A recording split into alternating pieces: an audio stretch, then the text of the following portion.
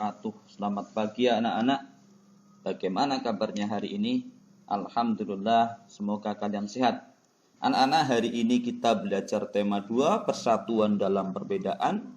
Subtema 1, rukun dalam perbedaan pada pembelajaran pertama. Untuk mengawali kegiatan hari ini, mari kita murojaah. A'udzu billahi minasyaitonir rajim. Bismillahirrahmanirrahim. Inna anzalnahu fi lailatul qadr. Wa ma adraka ma lailatul qadr. Lailatul qadri khairum min alfi shahr. Tanazzalul malaikatu warruhu fiha biizni rabbihim min kulli amr. Salamun hiya hatta madla'il fajr. Alhamdulillah. Muatan pelajaran yang kita pelajari hari ini adalah ada IPA. Kemudian ada pembelajaran IPS. Yang terakhir ada bahasa Indonesia. Adapun tujuan pembelajaran kali ini, setelah membaca teks tentang proklamasi kemerdekaan, Pak Guru harap kalian mampu menyebutkan informasi penting menggunakan aspek apa, di mana, kapan, siapa, mengapa, dan bagaimana pada peta pikiran dengan tepat. Kemudian setelah mengamati tumbuhan dan habitatnya, Pak Guru harap kalian mampu menyebutkan adaptasi tumbuhan terkait habitatnya. Setelah membaca teks, Pak Guru harap kalian mampu menyebutkan makna proklamasi kemerdekaan dengan benar. Anak-anak, mari kita ke pembelajaran pertama. Kata tanya untuk membuat peta pikiran suatu teks. Peta pikiran dapat dibuat dengan menggunakan kata tanya. Kata tanya apa yang dimaksud? Ya. Pertama, kata tanya apa? Kata tanya ini untuk menanyakan hal atau peristiwa yang terjadi. Siapa? Kata tanya ini untuk menanyakan seseorang atau pelaku yang terlibat dalam suatu peristiwa. Kemudian kapan? Kapan itu kata tanya untuk menanyakan waktu terjadinya suatu peristiwa. Di mana kata tanya untuk menanyakan tempat terjadinya suatu peristiwa. Mengapa?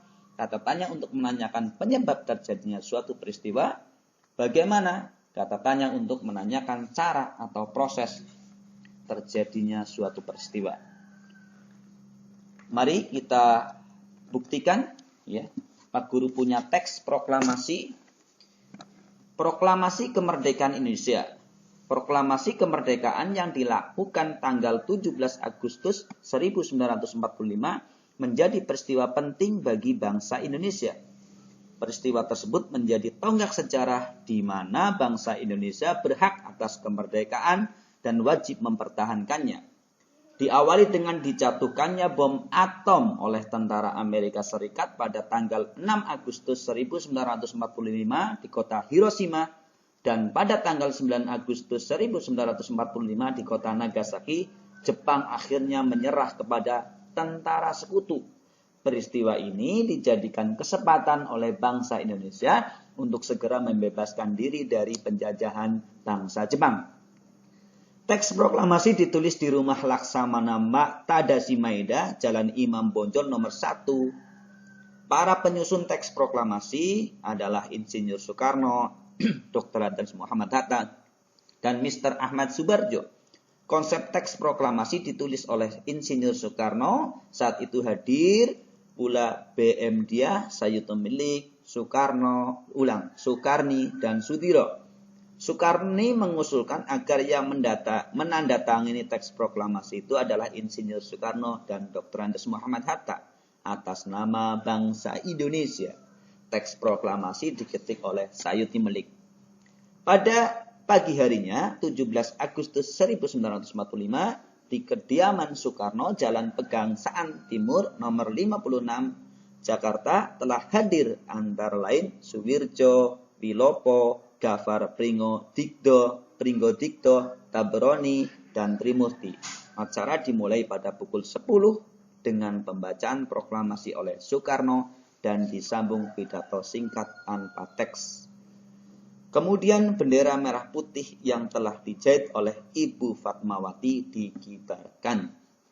Nah, dari teks ini kita dapat menggali dengan peta pikiran, ya.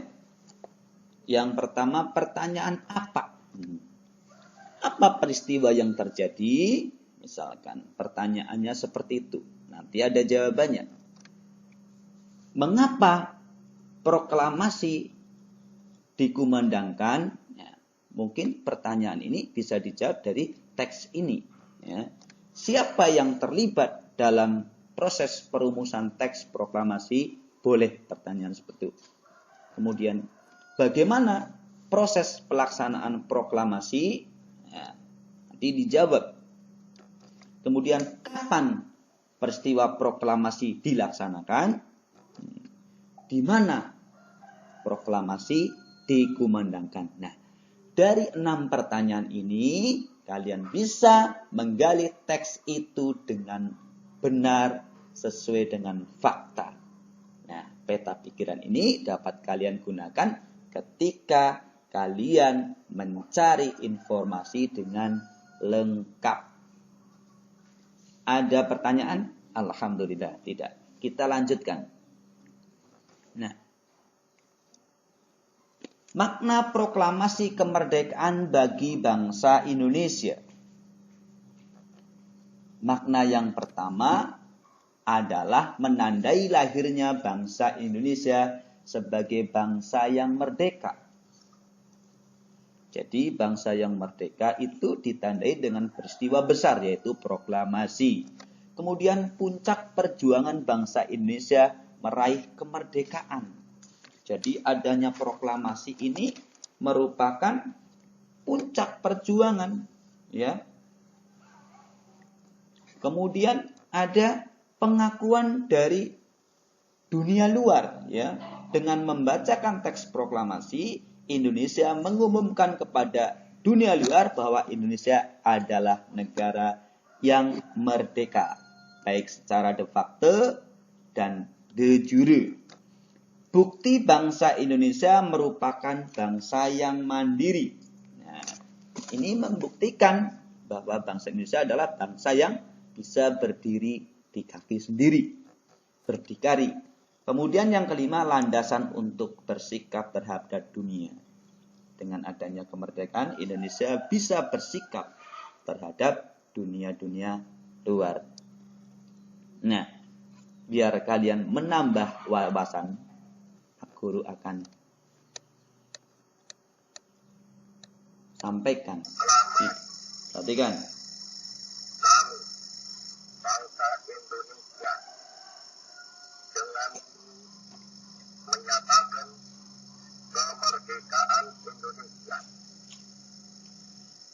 Hal-hal yang mengenai pemindahan kekuasaan dan lain-lain diselenggarakan dengan cara seksama dan dalam tempo yang sesingkat-singkatnya. Jakarta, 17 Agustus 1945, atas nama bangsa Indonesia, Soekarno, Hatta. Nah, ini adalah pembacaan teks proklamasi yang dibacakan oleh orang pertama yang menjadi presiden, yaitu Insinyur Soekarno, dan didampingi oleh Dr. Andes Muhammad Hatta. Ini adalah teks proklamasinya yang sudah diketik oleh Sayuti Melik. Nanti kalian cari sumber lain yang representatif dengan peristiwa ini. Ya. Kemudian kita ke pembelajaran IPA. Cara tumbuhan menyesuaikan diri terhadap lingkungannya. Ini ada tanaman kaktus, ya. Kaktus ini hidup di lingkungan yang kering. Nah, adaptasinya atau cara menyesuaikan dirinya bagaimana? Ya, cara menyesuaikan dirinya dengan apa? Daun yang bermodifikasi menjadi seperti duri. Adaptasi tumbuhan di lingkungan kering disebut xerofit. Ya, ingat, kalau di lingkungan kering namanya xerofit. Kemudian ada tanaman bakau, bertolak belakang dari kaktus tadi ya. Tanaman bakau ini di tempat yang berair ya. Nah, adaptasi tumbuhan di lingkungan berkadar garam atau berair, berkadar garam tinggi atau di pantai ya, itu namanya halofit. Ya, ini contohnya tanaman bakau. Akarnya itu merebak ya, bercabang, mengambil ke bumi, mengambil unsur hara dari bumi mungkin. Kemudian ada tanaman teratai. Tanaman teratai itu hidupnya di air. Adaptasi tumbuhan di lingkungan air disebut hydrofit. Daunnya itu lebar ya, dan mungkin mengandung banyak air. Nanti kalian cari sendiri. Kemudian ada tanaman lumut. Tanaman lumut ternyata hidupnya di lingkungan yang lembab. Adaptasi ini di lingkungan lembab disebut hygrofit. Ya, ada tanaman lumut. Kalian menjumpainya ya di lingkungan sekitar yang lembab. Kemudian ada tanaman kantong semar. Ini juga beradaptasi. Adaptasi tumbuhan ini di lingkungan yang miskin nitrogen. Ya, di lingkungan yang berawa-rawa bisa. Ya. Kemudian ada adaptasi untuk berkembang biak. Nah, contohnya adalah, ya betul sekali. Ini adalah tumbuhan Rafflesia arnoldi.